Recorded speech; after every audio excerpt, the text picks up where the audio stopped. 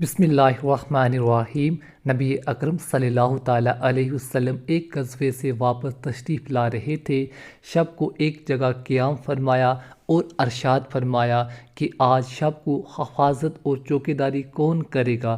ایک مہاجر اور ایک انصاری، حضرت عمار بن یاسر رضی اللہ عنہ اور حضرت عابد بن بشر رضی اللہ عنہ نے عرض کیا، ہم دونوں کریں گے۔ حضور صلی اللہ تعالیٰ علیہ وسلم نے ایک پہاڑی جہاں سے دشمن کے آنے کا راستہ ہو سکتا تھا بتا دی کہ اس پر دونوں قیام کرو۔ دونوں حضرات وہاں تشریف لے گئے۔ وہاں جا کر انصاری نے مہاجر سے کہا کہ رات کے 2 حصوں میں تقسیم کر کے ایک حصے میں آپ سو رہیں، میں جاگتا رہوں، دوسرے حصے میں آپ جاگیں، میں سوتا رہوں، کہ دونوں کی تمام رات جاگنے میں یہ بھی احتمال ہے کہ کسی وقت نیند کا غلبہ ہو جائے اور دونوں کی آنکھیں لگ جائیں۔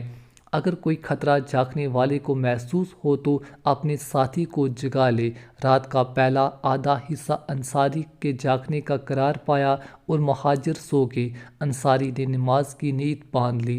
دشمن کی جانب سے ایک شخص آیا اور دور سے کھڑے ہوئے شخص کو دیکھ کر تیر مارا، اور جب کوئی حرکت نہ ہوئی تو دوسرا اور پھر اسی طرح تیسرا تیر مارا، اور ہر تیر ان کے بدن میں گھستا رہا اور یہ ہاتھ سے اس کو بدن سے نکال کر پھینکتے رہے۔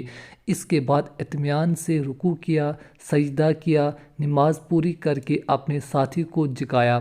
وہ تو ایک ہی جگہ 2 کو دیکھ کر بھاگ گیا کہ نہ معلوم کتنے ہوں، مگر ساتھی نے جب اٹھ کر دیکھا تو انصاری کے بدن سے 3 جگہ سے خون ہی خون بہہ رہا تھا۔ مہاجر نے فرمایا، سبحان اللہ، تم نے مجھے شروع ہی میں نہ جگا لیا۔ انصاری نے فرمایا کہ میں نے ایک سورت سورہ قاف شروع کر رکھی تھی، میرا دل نہ چاہا کہ اس کو ختم کرنے سے پہلے رکوع کروں۔ اب بھی مجھے اس کا اندیشہ ہوا کہ اب ایسا نہ ہو کہ میں بار بار تیر لگنے سے مر جاؤں اور حضور صلی اللہ تعالیٰ علیہ وسلم نے جو حفاظت کی خدمت سپرد کر رکھی ہے وہ فوت ہو جائے۔ اگر مجھے یہ اندیشہ نہ ہوتا تو میں مر جاتا، مگر سورت ختم کرنے سے پہلے رکوع نہ کرتا۔ یہ تھی ان حضرات کی نماز اور اس کا شوق کہ تیر پر تیر کھائے جائیں اور خون ہی خون ہو جائے، مگر نماز کے لطف میں فرق نہ پڑے۔ ایک ہماری نماز ہے کہ اگر مچھر بھی کاٹ لے تو نماز کا خیال جاتا رہے، بھیڑ کا تو پوچھنا ہی کیا۔